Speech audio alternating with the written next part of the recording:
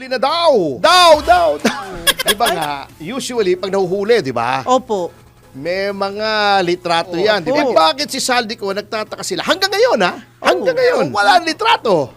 Oh, binawi naman, Walang sir, konfirmasyon, di ba? Di ba? Ang galing. Si Pangulong Marcos pa mismo ang nag-anunsyo Yun. na nahuli si Saldico sa Prague. May nagsasabi pa na baka hindi binigay yung tunay na istorya kay Pangulong Marcos. Ayun nga. Kasi naman si Pangulong Kawawa Marcos, naman sir. Uy, nakita mo ba yung balita? Yes! Nahuli na daw! Daw! Ay, pero, attorney, sabi nila, pek. Yun ang sabi sa akin, tama ba yun? Nag-echo? Oo, kasi nga tama ka kasi. Oh. Di ba nga, usually pag nahuhuli, di ba? Opo. May mga litrato yan, di ba? Ilang beses nang nangyari yan. Nahuli si Cassandra Leong sa Thailand ba yun? Opo. O Indonesia ba, Malaysia, basta kung saan man. Impyerno yun. Nahuli. Oo, di ba? May litrato agad, nandito agad, nakapublish agad. O, di ba? Hihiyain agad. Si Congressman Teves, may nakapublish agad, di ba? O, Opo. bakit si Saldico, nagtataka sila? Hanggang ngayon, ha? Hanggang ngayon. Si Pangulong Marcos pa mismo ang nag-anunsyo Yun. na nahuli si Saldico sa Prague. Yun. Tumatawid daw papuntang Germany. 'Di ba? Hindi daw kumpleto yung documentation, travel documents. Yun nga, kawawa Binalik naman sa siya. mga Czech. Sa mga Czech Kasi, Republic. di ba, Saldico Chinese siya Czech. Kaya nasa Czech Republic siya. He is in Czech. In Czech. In Czech Republic. Wow. Happy Monday lang po. Yan, happy Monday. Pero wala litrato. Oh, binawi Walang naman, sir, konfirmasyon, di ba? Di ba? Ang galing. Kasi ang tingin ko dyan, at ito sinasabi rin ng mga ibang mga sangguni ko, Opo. siya ay nahuli hindi katulad ng mga iba na may Interpol, di ba? Na may red notice kasi dahil may warrant dito, nahuli siya dahil violation ng immigration laws, which is not really criminal sa Ibang Europa, bansa. but administrative.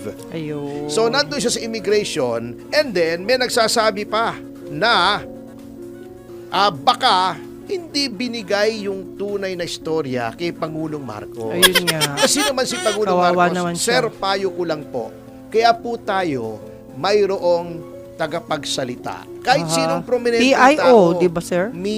tagapagsalita yan. Mga mayor nga. Ako noon, tagapagsalita ako ni Opo. Mayor Lim. Opo. Naging tagapagsalita ako ni Governor Arman Sanchez. Ngayon, tagapagsalita ako ng PDP. PDP, yes. May isa pong napakahalagang role ang tagapagsalita na unspoken. Ang tawag po dyan ay plausible deniability. Kaya po may tagapagsalita, lalo-lalo na ang Pangulo. Ang pinakamataas na opisyal Yes. sa Pilipinas. Ito po talaga yan, Mr. Presidente. Kaya may tagapagsalita. Kapag mali ang sinabi, ang mapuputukan yung spokesman. Yes. Pwedeng ituro ng Presidente, uy, mali yung sinabi niya. Hindi yan ang nais kong sabihin. Tama. Ano kami? Scapegoat. Fall guy. Yeah. Oo, yan ang papel. Di, walang biro. Sa aminin man natin o hindi, ang isa sa mga papel ng spokesperson ay fall guy. Ayun. Kapag maganda ba, pupurihin yung principal, meaning yung pinagsasalitaan. Yung kung kanino ka nagsasalita. Opo. Who you are speaking In for. behalf. Hirap tagalogin. Kung kanino yung in On behalf. Oo, Yes. tama.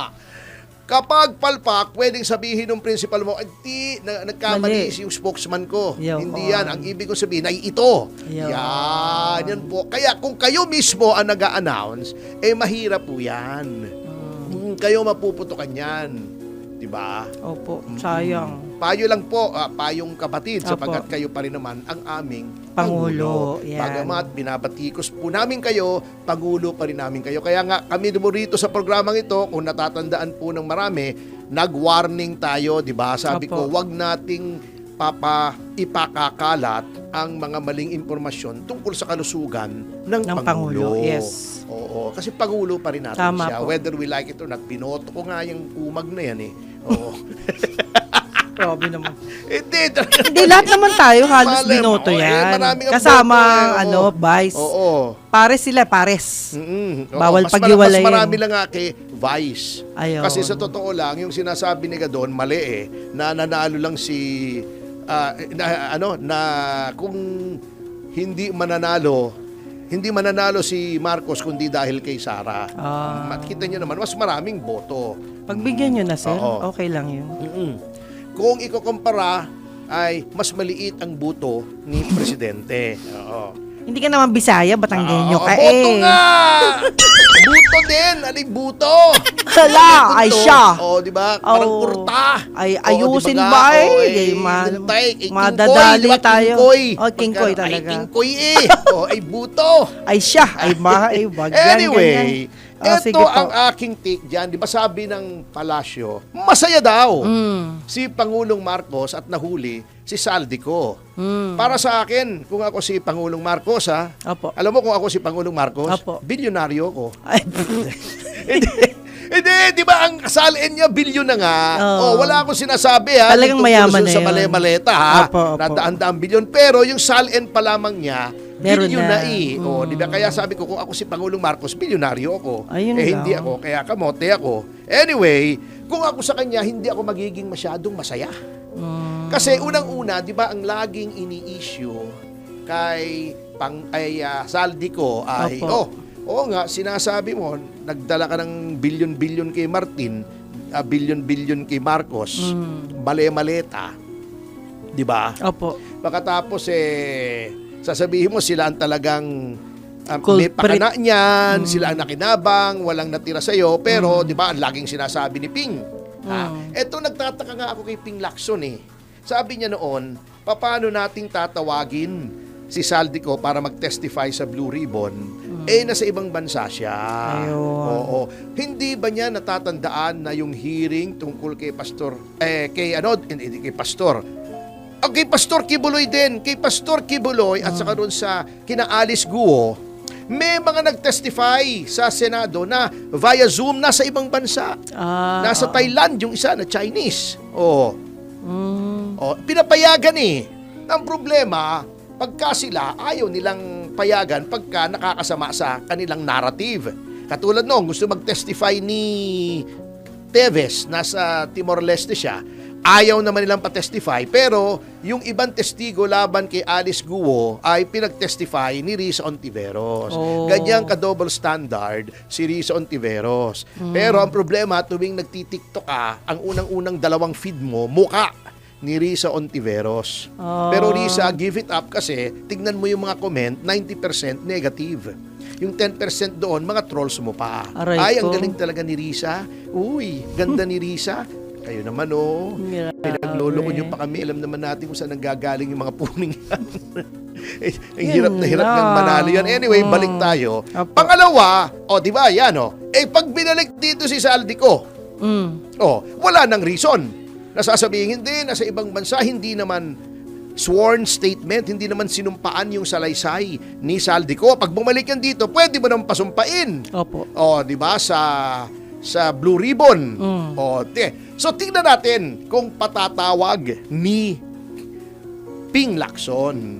Ngayon, kasamang Ping, iyan pa, yung pagkahuli kay Saldico, ang isa pang dahilan kung bakit hindi dapat lagdaan pa iyong preliminary report. Sapagkat, unang-una sa akin, wala namang kwenta yung preliminary report eh. Kasi, kaya ayaw lagdaan nga nung iba, sinasabi ko naman, di ba?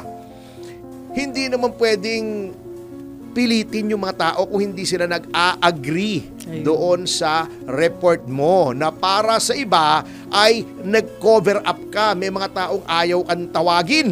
Di ba? Yung 18 Marines. Si Gutesa ayaw mong pahanap. Di ba? Nag-judge ka na agad ng credibility. Okay. Ngayon, yung preliminary report mo, wala nang saysayan. Bakit? Kasi baka mag-iba ang conclusion ng Blue Ribbon kapag nandito na si Saldico. Sapagkat siya yung nakakaalam na lahat, di ba? Nakahon na ang administrasyon. Nung nawala si Saldico, sinabi nila, si Saldico, mastermind yan. Si Saldico ang nakakaalam ng lahat. Di ba? Sabi nila. Opo. Dahil wala rito. Nagsalita si Saldico. Nung nagsalita si Saldico, wala na daw kredibilidad. Unang-una, nung hindi nagsasalita, sinasabi niyo, mastermind si Saldico, siya nakakaalam ng lahat yan, diskarte niya yan. Nung lumabas, sinabi, nagbigay ako ng pera kay Marcos, nagbigay ako ng pera kay Martin. Biglang hindi credible. Bago sasabihin, biglang chuchuwari-wari-wap si Ping, sasabihin niya, hindi naman under oath yan walang saysayan. Ngayon, kung bumalik, pa-under oath natin. Alam nga namang hindi mo tawagin yan, yan ang tinatawag na mastermind ninyo. Kag tinawag mo si Saldico, hindi mo naman pwedeng hindi tawagin yung 18 Marines. Kasi, bakit? Ano bang sabi ng 18 Marines? Tauhan sila ni Saldico. Ipagharap mo. Kasi sinasabi niyong walang kredibilidad yung Marines. Tanong nyo, former Congressman Saldico, mga tao mo ba ito? Ayun. Face to face na. Sabi nila, inutusan mo daw sila mag-deliver ng maleta sa Malacanang kay ganitong congressman, kay ganiring congressman. Tama ba o mali? Pagharap mo, hindi pwedeng tawagin mo si Saldico, hindi mo tinatawag yung 18 Marines. Halatang halata na siya. Kaya ipit na sila ngayon. Siguro, maswerte pa sila na baka, hindi ko naman alam ang tunay na pangyayari, baka si Saldico ay mag-apply ng asylum. Sasabihin siya ay tinutulog sa inaapi, sinisikil, ginigipit sa Pilipinas dahil may mga akusasyon siya laban sa sitting president na makapangyarihan. So maaring siya ay takutin, biglang mapatay. Di ba may sinasabi siya na kapag bumalik ako sa Pilipinas, maaring patayin ako. Kaya ayaw niyang bumalik. Mga valid grounds yon for asylum. Although, makikita natin. Kasi may mga nagbigay agad ng opinion na wala namang mga alam na hindi pwedeng asylum yan dahil mayroong kaso na kriminal dito sa Pilipinas. Hindi po porket may asylum, may kasong kriminal, ay hindi na pwede mag-apply ng asylum. Pati si Snowden, may kaso sa Amerika, nag-apply ng asylum sa Russia. Di ba?